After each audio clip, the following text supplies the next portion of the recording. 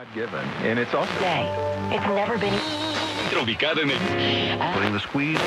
They make money on excessive materialism and militarism. We know full well that racism is still that hound of hell.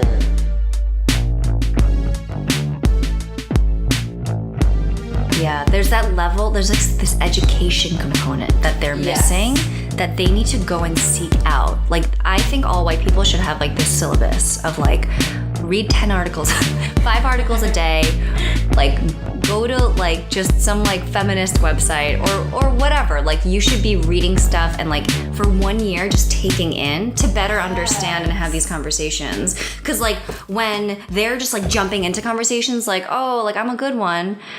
It's like I'm a good one, but you don't really know. Like, that's the thing. I like just recently did like a fucking Facebook rant about this, being like, "Hey, all white people, read 5 articles a day." I was realizing I wrote like early September. It's like, I feel like a time of renewal because like the summer is ending and kids are going to school, like colleges are starting up again. It's like it's supposed to be getting colder. So I was like reflecting on my next month and I was like, oh shit, I'm going to be in like all white spaces a lot this month, particularly. Mm-hmm. Like, for example, last week of September, I'm going to be in Cape Cod with my white boyfriend's family for 7 days. Oh, I'm also going to be just like kind of hanging out with like actors and writers who are white and comedians who are white, all well-intentioned, all like young millennial liberals. But I was just very stressed out at like just the possibilities of like devil's advocate conversations I was going to have. And that gives me heart palpitations and like nightmares at night, you know? Cause like what I used to do a year ago was like try to learn all the stats on like oppression, on our history, on Asian American oppression, just like people of colors, like histories, and like kind of learn all the facts so that I'm armed when I am challenged with white people's, but have you ever thought about it this way kind of things? Like, but is that really true? So that I can come by and be like, no. Did you listen to the podcast on the Atlantic? Like, this is true. So like, and I was like, wow, it's so like defensive, and I'm still under the hand of the white gaze. You know, you're still trying to react to like other people's power positions, and I'm like, why are conversations now becoming like a test or like an argument? So it's just like. And then I reflected and I was like, I really don't want to feel like that anymore. Like, I just don't want to feel like I have to change in order to, like, be able to answer other people's questions. You know what I mean? And so, like, in this whole Facebook rant, I'm just like, dear white people, which is a really great show on Netflix, but also, dear white people, any questions you have for people of color, you can Google. Yes. You can literally Google it and you get many answers. Yeah. And it's like up to you to read that and also like take the initiative to do that. It's so stupid, but it sounds so stupid, but it's so right. And like that's what you need to be doing. And the thing is, when you tell white people to Google, they find it condescending and like patronizing, and they're just like, well, why can't I just ask a question? Well, I can't ask questions anymore. And I'm just like, oh my God. And this is like a whole other topic. It's just like, it's so much emotional labor. It is. And you're right. It's really exhausting to always be ready to get attacked. Mm-hmm. It's a stressor, and it's like a psychological mindfuck. Mm-hmm. And it makes me not want to be a part of critical conversations or interesting conversations where we all might learn a thing or two or like come out of it thinking a little bit differently. Like, I don't want to enter that because of the possibility of being attacked. Yeah. So, and like, I understand that for white people, Googling something maybe sounds patronizing. It also requires work. You have to read. Yeah. And that's labor. That's hard to do. Like, oh God, I have so much to do. I gotta like cook chicken tonight. I have to go to the gym and I have to read. Oh, but like, I wish that all white people would put that on their syllabus. Yes. I daily wish there was fucking a syllabus too. Like, can someone please create this? I mean, I don't want to do it because that sounds like a lot of work. But like, can someone create a syllabus? Anyone listening, just do one. Just create one. I read this book called "So You Want to Talk About Race" by Ijeoma Oleu, and she is a writer, journalist, activist. She is a Black woman. She is just like an amazing writer who really, I think, breaks it down for people who are new to the vocabulary of racism and of that. And I think it's great for white people who maybe are like embarrassed to ask questions about like, but like, why really can't I use the N-word? Or like, but I grew up poor, like, so, you know, like there's these questions, and she addresses them in this very, just like generous way. Yeah. And so I read it and I was like, oh, this is so good. Like, I wish I had this like a year ago too. Yeah. And I'm like encouraging everyone to read it. Oh, wow. I'll put that out on all of Now in Color social media too. Oh, yes. Yeah. So definitely read that. That is your syllabus, white people listening. So welcome to Now in Color. Yay! Yay! The podcast that brings those who have been erased in history back to the forefront, giving them the voice and place that they deserve. I'm your host, Sandie Chang, and today I'm joined by SJ.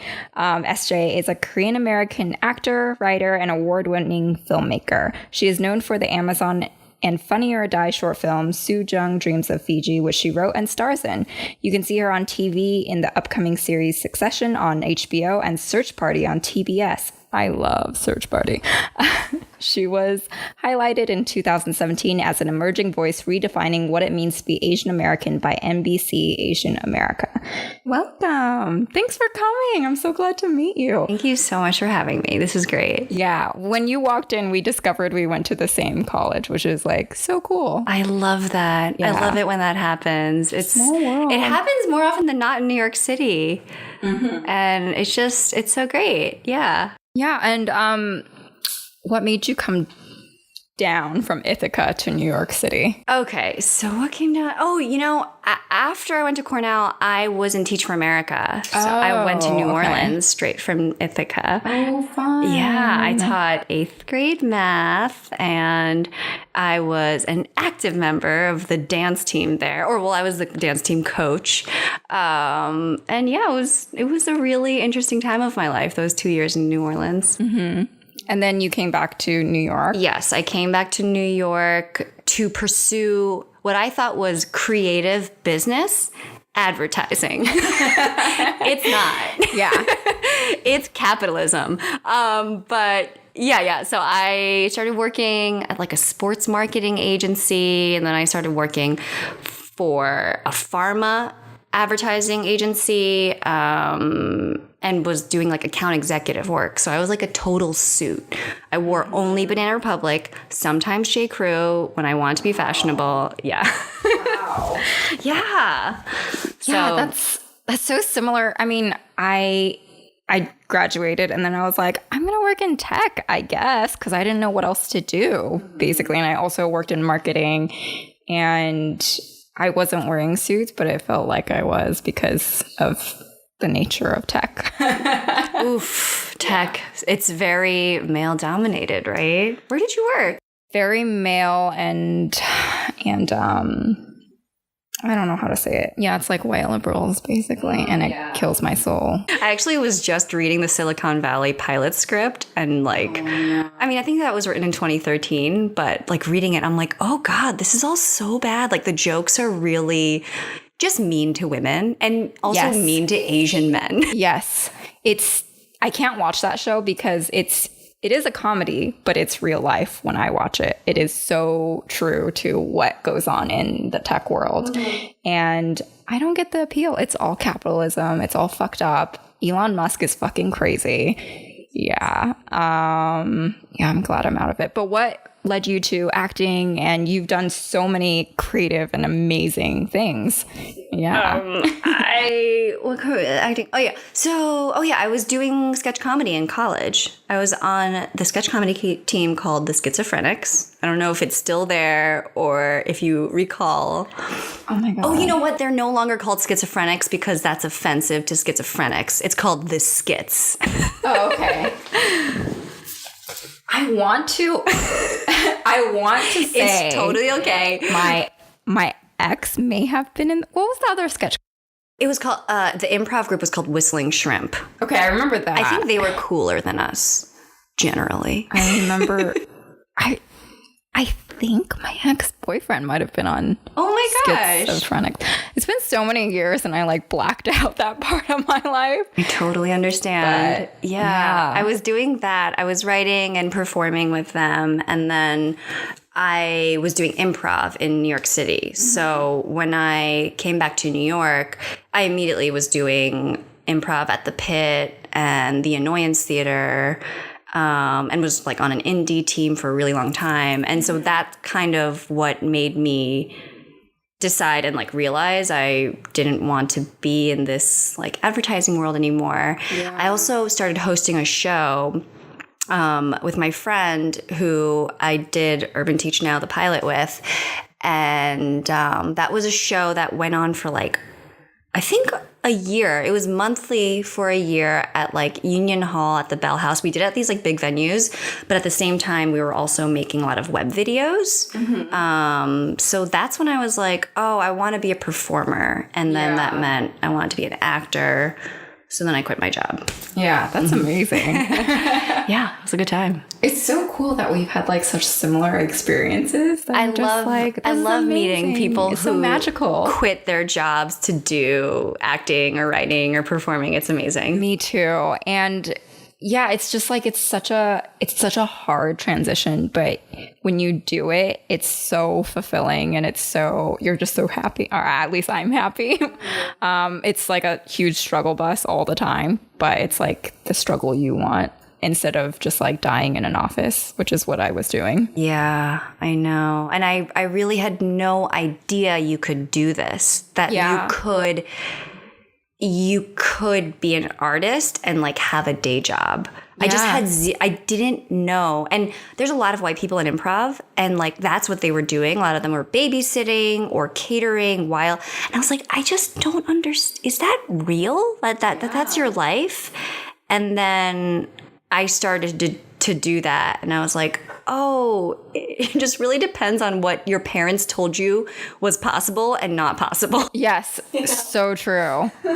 Because, growing up, I also just didn't have any, like, there were, Gemma Chan recently did this interview, and she was saying there were just, like, no Asian faces. So that's why her parents were like, well, there's no one, you're not going to succeed because no one's going to give you a job. Mm-hmm. And it's just so great with things like Crazy Rich Asians coming out and, like, all these YouTube Asians like making it big now. YouTube Asians, Crazy Rich Asians. Exactly. the two different kinds. And like August, was it Asian August that happened this past year? And it's just like, it's all, hopefully I'm having so much hope that like it's becoming more representative and it's going to be better. And I was thinking about it. My aunt, on my dad's side, my aunt is a famous actress in Korea. Wait, why are we so similar? My aunt on my dad's side is a famous pop singer in Taiwan. What the fuck? No. Wait. We're like twins, but Korean and Taiwanese. What is your aunt's name? I only know her Chinese name. It's Zhen Huajun. And she was like the Madonna of the 80s. And now she's like a famous author. And one of my couch surfers, because I host couch surfers, she was from Taiwan and she was just like, your aunt writes all my favorite books. And I was like, oh great, I've never read them because they're all in Chinese. This is nuts. And isn't it funny that you still saw that as like maybe not possible or that that's not something that you could do? Yeah. Like for me, my aunt her name is Yoon Jung-hee, and she is like mad famous in Korea. Like she's been in like 100 films, and she's God. like really revered, especially among my parents' generation. And in my head, I was like, oh yeah, I have an actress aunt, and she's like super famous, but I never connect the dots that I could do that too. Same. Yeah. And I remember growing up, I was just like, I want to be a writer. I also want to be an author. And I'd be like, I would kind of ask her, like, how do I do it? And she's just like, oh, you just do it. And I was like, I don't know what that means. Like, it never connected of just, you can just do it. Yeah. Were your parents really conservative, or, have like a path for you? I don't know. Like, the thing is, they never were just like, you should be a doctor, lawyer, or whatever. They're just like, just get a job and like just do well and be stable. Like, they were always like supportive of my creative writing and like creative pursuits, but they were just like, oh, that's like the thing you do on the side, like, and then you have a job, like a 9-to-5, and have your rich husband support you, which I also didn't get to do. So yeah, I think they're conservative in that they're just like, just find someone rich to marry. And like, after seeing Crazy Rich Asians, I was like, okay, I see your point. I could have had that life. Yeah. I mean, my parents were definitely like, you need to be a doctor. Yeah. And then you can figure out the rest of your life. Yeah. I mean, Ken Jeong did that, right? Yeah, Ken Jeong was a medical doctor. Yeah. He had a whole show about it on CBS that got canceled called Dr. Ken. I didn't get to watch it. Yeah. I did read recently, maybe like in the beginning of the summer, he like saved someone at his comedy show because he's medically trained. And like someone was like, I don't know if they're choking or just something was happening that needed medical attention. Oh, and that he is saved someone. So cool. I know. That is the reason to become Yeah. a doctor. Yeah.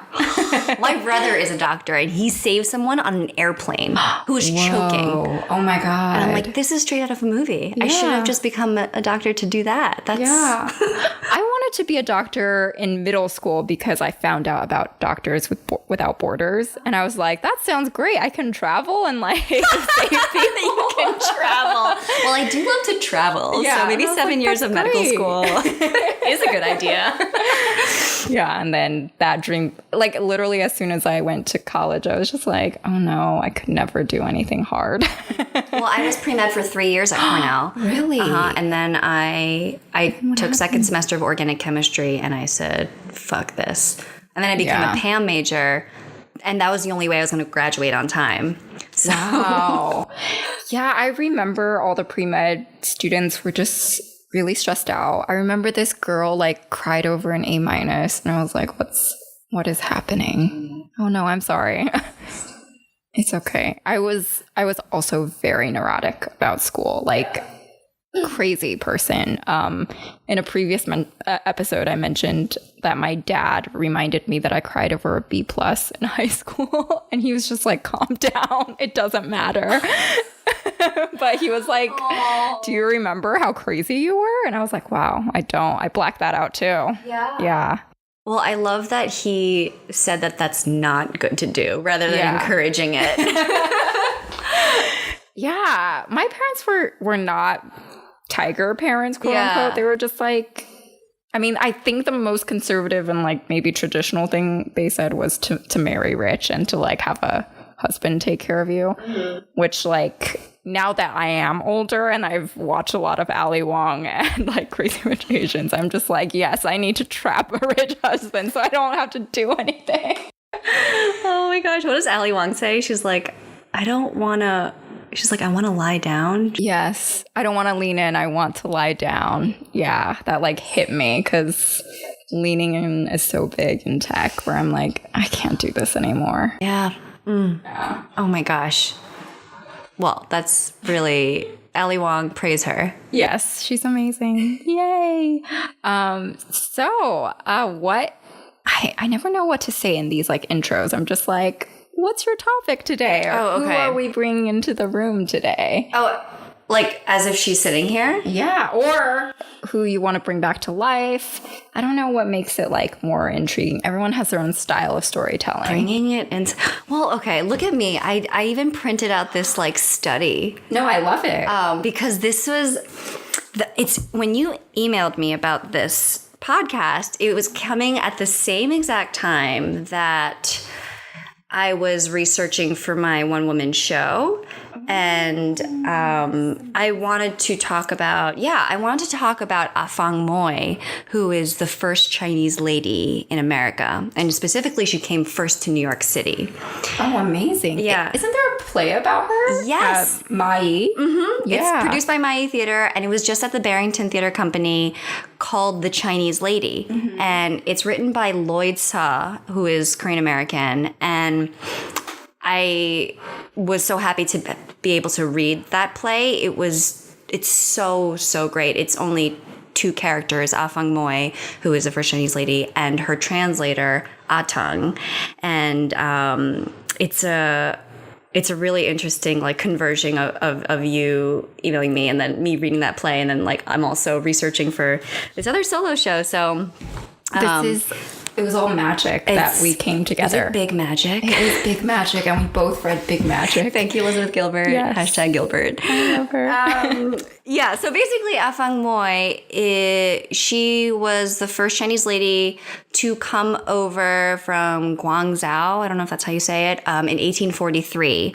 And she was brought over, well, first she was sold by her dad. Oh, no. Oh, Dad. Dad was like, you need to pursue something with your life. She was only 16.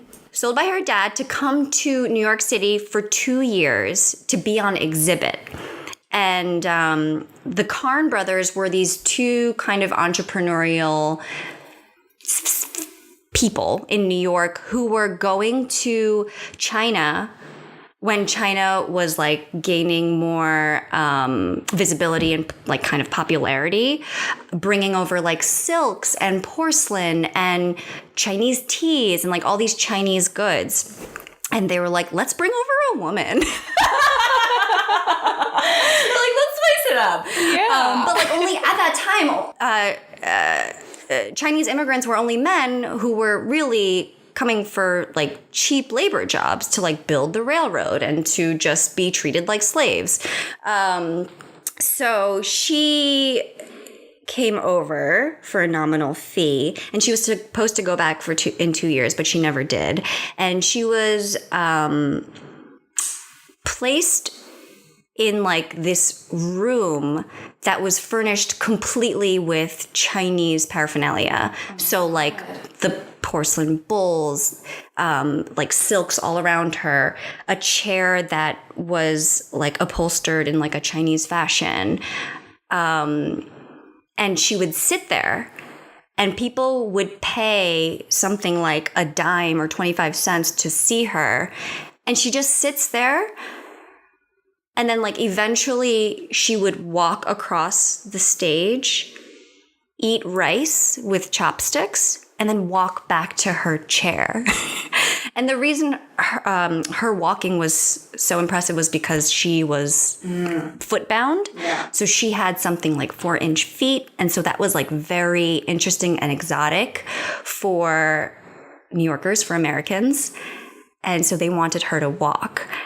And this is just crazy, right? Like people would pay, and she would be put on exhibit. Like after a couple of years, she ended up going to P.T. Barnum's circus, and she was displayed next to like the three-legged girl, Tom Thumb, this kind of freak show exhibit. Yeah. Where people with deformities or with or a special skill, like a juggler, a magician, were displayed, but her skill was being Chinese. That's so bizarre and disgusting. I mean, now we can say it is. In your research, did you find if she was displayed with the Bunker twins? No, you told me about this, though. They were Thai? Yeah, they were. And that's like why it's called Siamese twin. You're not supposed to say that, but they're from Siam. And they were also bought and sold by their mom. Mom and Dad. Mom. I mean, what the hell? Don't you love us? I mean, yeah, and they were also in like these freak show exhibits. So I was like wondering if they were like in the same shows.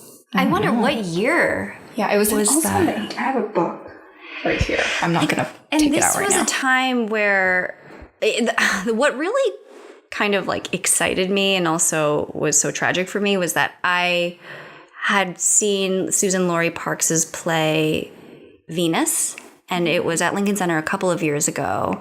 And have you heard about this? No, I haven't. It's about she was called the Venus Hottentot, and she was this South African woman who was basically like taken by a doctor and brought to England and also put on like a freak show exhibit. And she was Black.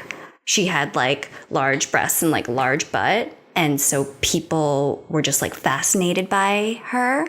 And eventually she like died, and they excavated her body. They like analyzed her bones. They analyzed like her like reproductive organs. Like she was treated like an animal. And people call that scientific racism, where doctors will analyze something to show how close to an animal someone is. It's absurd. Anyway, so I saw this play. It was so beautiful, also so sad, and such a rally cry for like what we should not be doing. And then when I learned more about Afong Moy and the fact that there's so little documentation of her, like after 1850, you can't find anything about her. She ended up touring the country with P.T. Barnum, and then eventually was replaced by another Chinese girl who was younger than her. And at that point, I think she was something like a hot 24 years old. But she was like disgustingly old. So then she was replaced. So then you don't hear about her. So she probably just fucking died. Oh, like, really? I don't know. Who knows? Wow. So this is who I want to talk about, because I don't even know. Should I say why? Yeah, say it. I love that you printed out this research. This was like a month ago, and then I was like, I forgot everything that I wanted to talk about.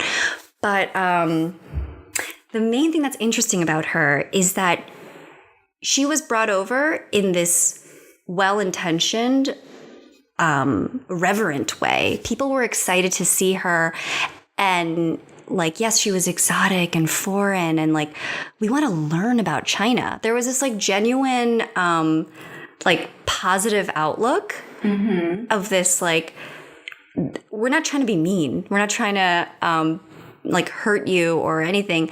We just want to know. And so we'll place you in this, like, I think of it as like a TGI Fridays version of the perception of China, by putting like all these like porcelain and silks and teas and rice and chopsticks in one room, and like go sit there and like be your Chinese self. But people are like, oh my gosh, that's amazing. So cool. Wow. She eats with chopsticks. Great job.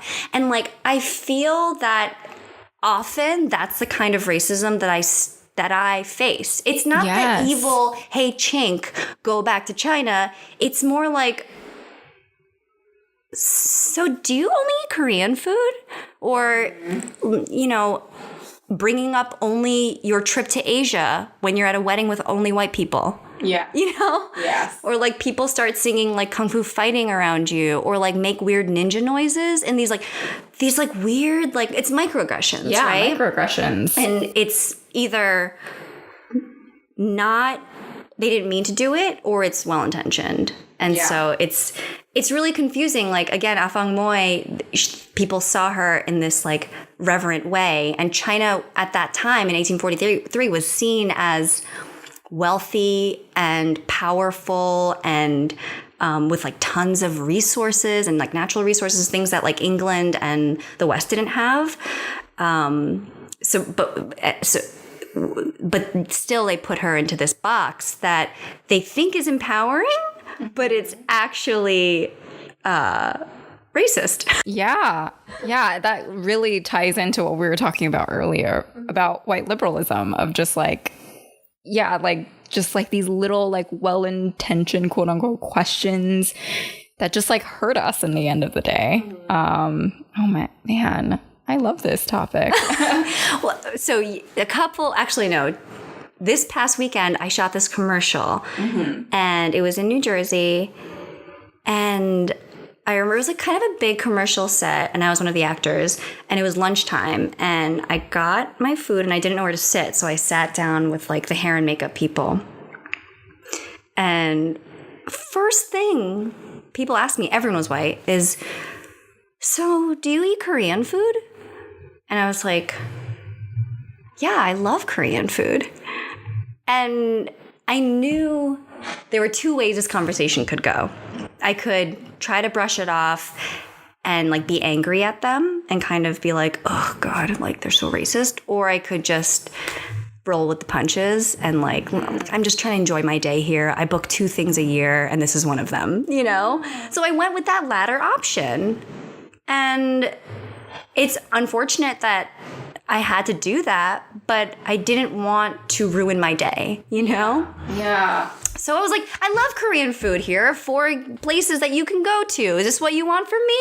And like, do you want me to like put on my like Korean traditional dress as well? Like, but they were asking, do you know any people who could help me translate something into Korean? I'm like, yeah, I do. Do you want me to email you their names? Sure. Like, it was just so aggressive.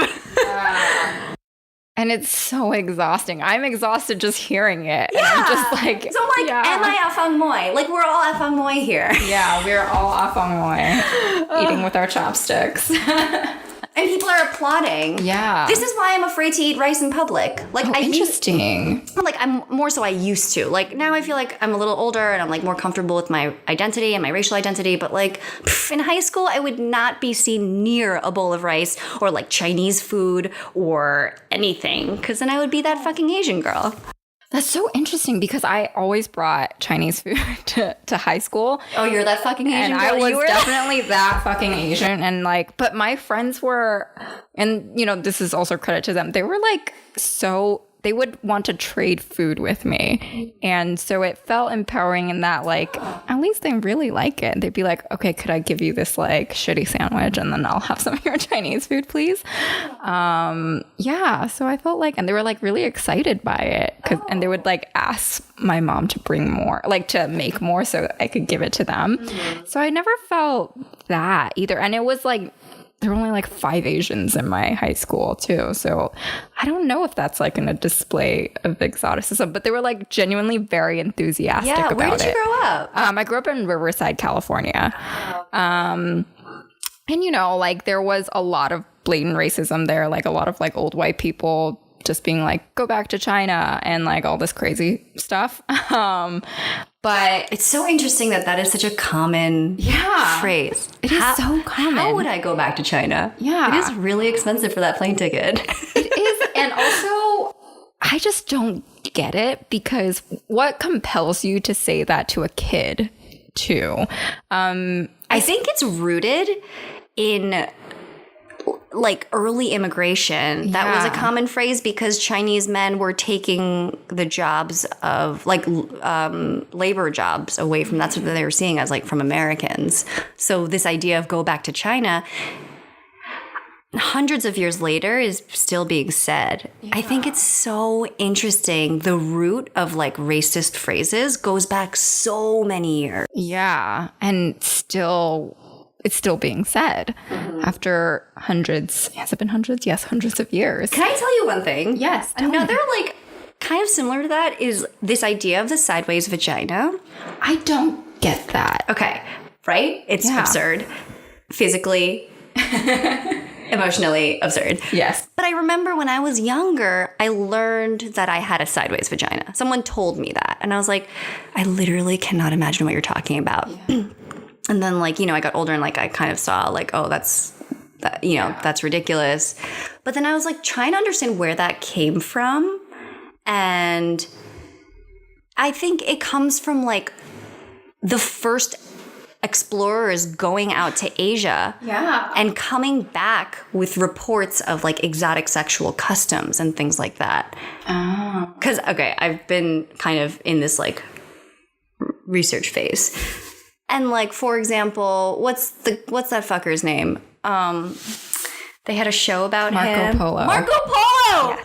The conquest And Explorations of Marco Polo is like a published book, but in it, he believes in unicorns. He came back saying that he saw unicorns and like exotic sexual customs, right? So who is telling us what history is? Marco Polo. White dudes like Marco Polo. Who believes in unicorns. Yeah. And then hundreds of years later, I'm told that I have a sideways vagina. I was like, wait, how has the stamp of Marco Polo like still affecting me? That's rude. And it just goes back to like how everything is like in the European white standard. Like anything that's good and like cultural is like, oh, Europe and like European art. And it's just like, oh no, fuck that. I had someone tell me the other day, I was talking about fucking colorblind casting and whatever. And I was just like, no, I don't believe in colorblindness. I think that's crazy. And like, I think it is along the white standard.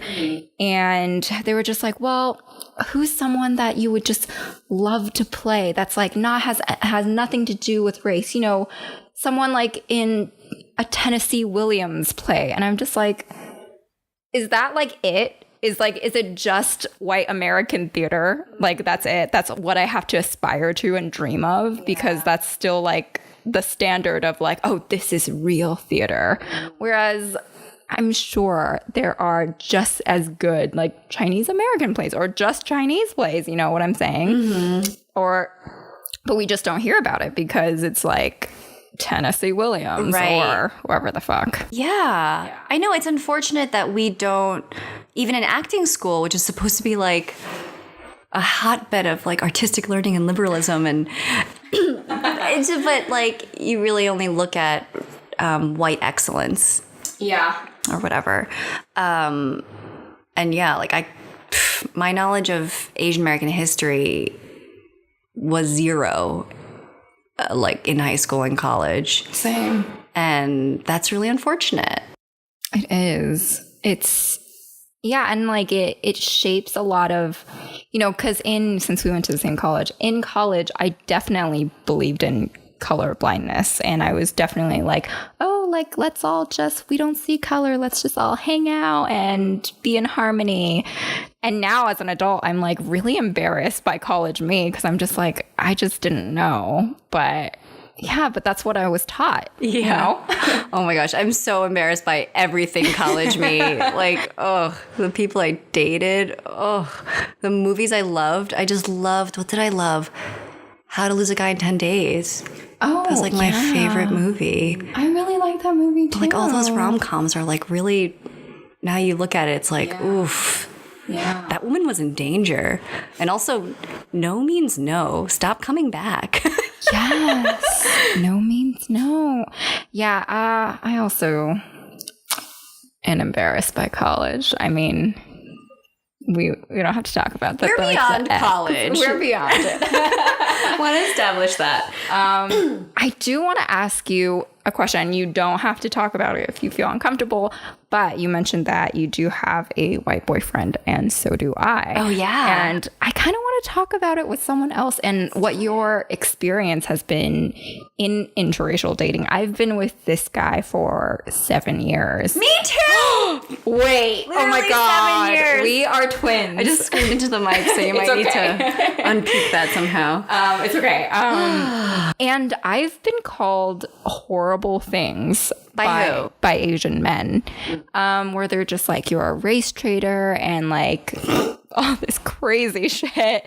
My profile has been shared on like those, they're not, I mean, maybe they are like incel forums, but those like Asian pride forums where they're like, this woman is a race traitor. She only likes pink dick and like crazy shit like that. Pink dick. Yeah. Nice. That's gonna be my new fragrance. Once I become famous, that'll be my perfume. And yeah, and like I specifically remember in college, my experience was like I would try to date Asian men and they would retort back with like, you're too white for me. And there was like that dynamic too, where it was super confusing. And I'm just like, wait, then I thought I was Asian. So it was like all this like confusing identity stuff happening in college. But then there's this whole other thing where I'm like, I understand that Asian men are desexualized and demasculated in the society. And even sometimes when I see other Asian women with Asian men, I'm like, or Asian women with white men, I'm like, oh wait, is there like some yellow fever going on? But then I have to stop myself and be like, wait, I'm also with a white man, you know? So I've been going through like a weird identity thing where I think at the end of the day, I strongly believe that we don't belong to anyone, and it's not, and I hate that we as an Asian women are reduced to our relationships and who we choose to be in a relationship with. But it's like also confusing and nuanced. So I'd like to hear your opinion on that. I don't even know where to start with this. I've thought about this so much. Me too. So much. I think this is all a casualty of the white gaze. Okay, maybe it's not good to call it casualty because it's not a bad thing, but when you try to analyze it, I can only look at it from the perspective of white people. So because the Asian patriarchy is strong and it's not going away. Yeah. And that is something that a lot of people don't know about. Even like as an Asian woman, I only realized like how strong the Asian patriarchy was until I started going to therapy. I was like, oh God, it's like hard for us Asian women. We're just like trying to dodge bullets everywhere. Because even in Asian cultures, I mean, I'm Korean. Korean cultures, there's like a machismo that you have to be, and like you have to still be that alpha male. And that is still what is prized, like who can drink the most. Like alcoholism in Korean American families is like so rampant, and it's such a common part of, I think, Asian women's narratives that talking to more Korean American women and Asian American women, am seeing I'm not alone in. And so for me, when growing up, thinking of dating an Asian man, Korean man, was not even a question. Mm-hmm. I could not. Like, I personally I feel like Asian men or Korean men would like put me into a mold of, you should be like this. Like, I'll tell you what to do and you're going to have to listen to me. Like, my parents' relationship was definitely like that. It was very traditional. It's the man's house. The woman like cleans. Yeah, very similar too. And so why would I want to be a part of that? Mm-hmm. And the Korean men that I knew like were very much these like macho alpha toxic guys. And I'm like, I don't want to be part of that. And then also, yes, pop culture plays a huge role, which is white culture, right? It's like, oh, well, Asian men are like nerds and they're dickless and they're dorky. Like, okay, that also did not help my perception of Asian men. And then, yeah, as you said, Asian men are dodging bullets too. They're like, wait, we're traditionally masculine. Like, we like are sexual people. We have dicks, I swear. Yeah. And like sometimes I even feel that Asian men are overcompensating. They almost feel they have to overcompensate with their masculinity. I'm air quoting here.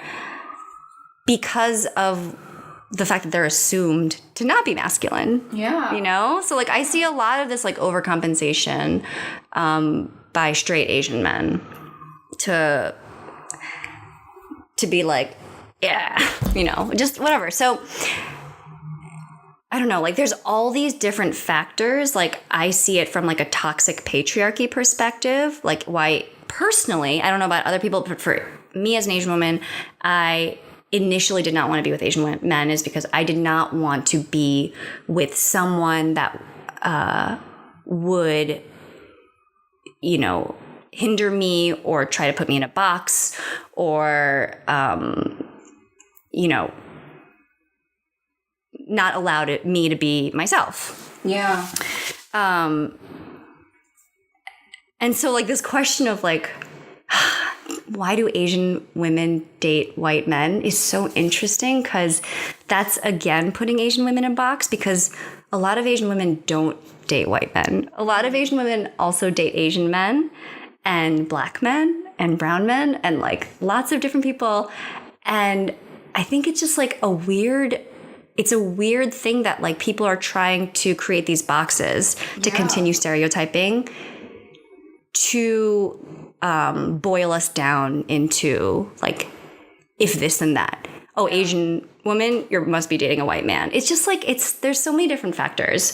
So like we were talking about tiger moms. Mm-hmm.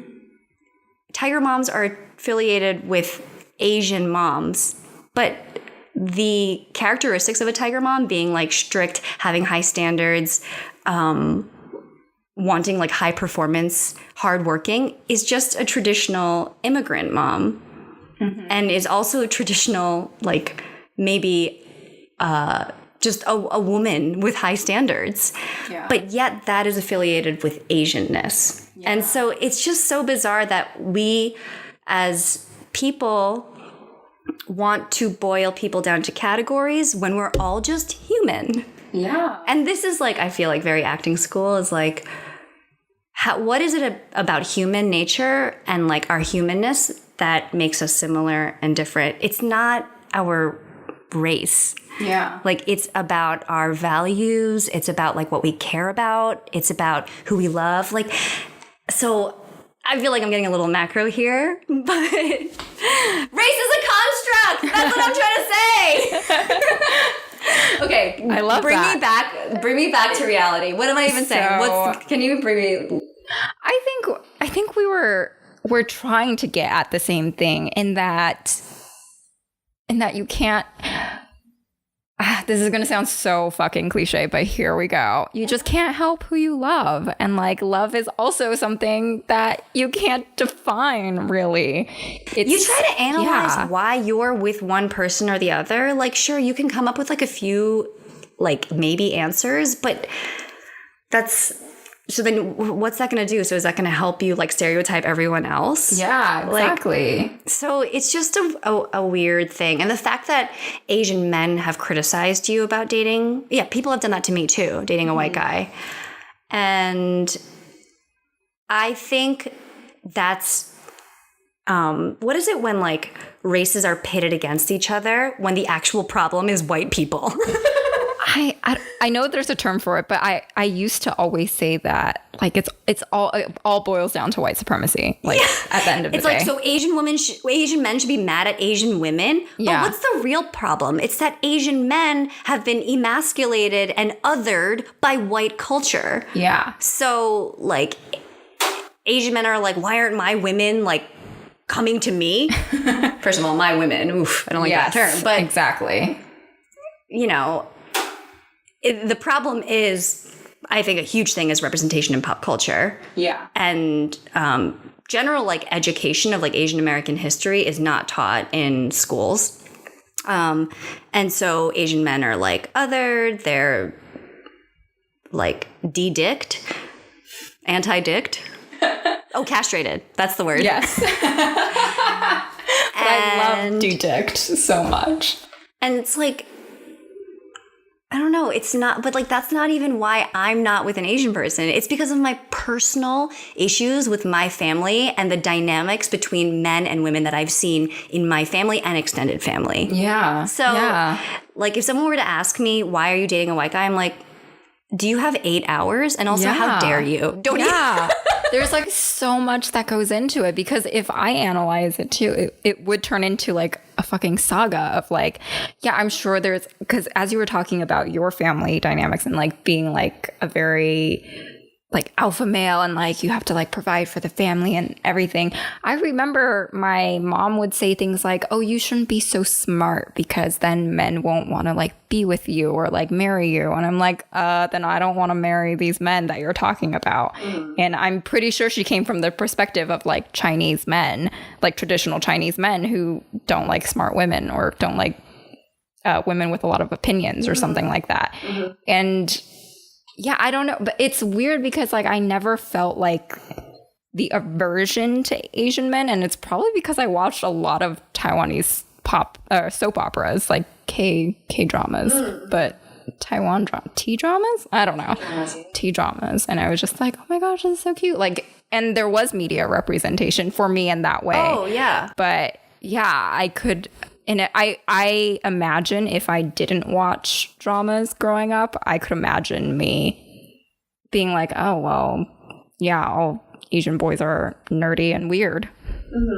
Yeah. I'm not villainizing Asian men or saying that they're all one way. Yeah. I mean, I think this conversation alone just proves how complicated it is and how, it's just complicated. That's all I can say. I don't know what other word there is for it. Yeah. I keep on trying to boil it down into a thing. Like, but I'm like, here's what society thinks. But I don't even know what society thinks. Like, oh, Asian women don't like Asian men because Asian men are dorks.